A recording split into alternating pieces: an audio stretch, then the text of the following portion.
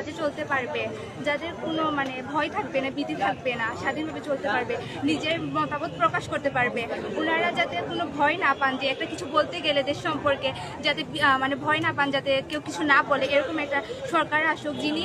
এখন আমরা আরেকটা জিনিস লক্ষ্য করতে পারি, যেটা হচ্ছে যে অন্য সকল দেশের মধ্যে দেখা যাচ্ছে যে মানে শিক্ষার্থীরা পার্ট টাইম জব করতে পারছে। এখানে যেহেতু আমরা যখন এই যে ট্রাফিক পুলিশে যাচ্ছি, মানে পরিষ্কার পরিচ্ছন্ন করছি, সেখান থেকেও দেখতে পাচ্ছি যে এখন মানুষের মাঝে ওরকম একটা মানে লক্ষ্য কিছু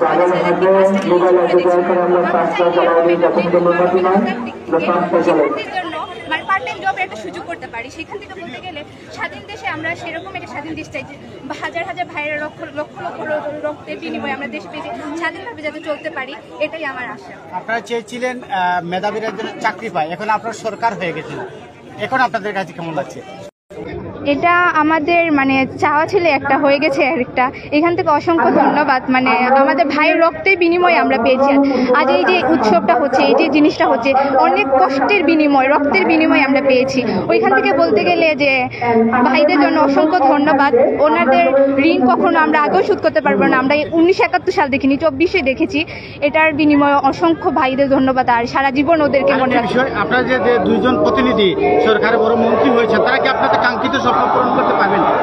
এটা আমরা কি করে বলবো, ওনারা এখন কি করবে না করবে সেটা হচ্ছে যে দেখা যাক ওরা কি করে। স্বাধীন দেশে যেহেতু অত কষ্ট করে আমরা স্বাধীন করেছি, অবশ্যই সেখানে আমাদের চাওয়া পাওয়া অবশ্যই থাকবে। আমাদের ভাইদের রক্ত যাতে বৃথা না যায়, ওই হিসাব থেকে ধরতে গেলে যে আমরা চাইবো সবকিছু যাতে ভাইদের যে কারণে রক্ত দিয়ে গেছেন, ওই রক্ত যাতে বৃথা না যায়, সরকার যাতে ওভাবে দিক নির্দেশন করে সমাজটাকে চালায়, দেশটাকে চালায়। ধন্যবাদ। আপনারা চাইলে ফ্লাশ চালাতে পারেন, মোবাইলে ফ্লাশ চালাতে পারেন।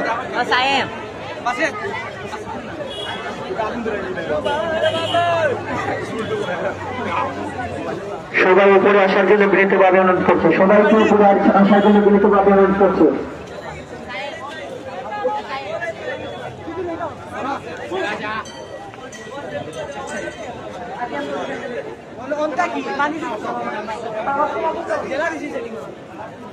তারপর সময় আপু মাইকের সামনে আসার জন্য অনুরোধ করছি।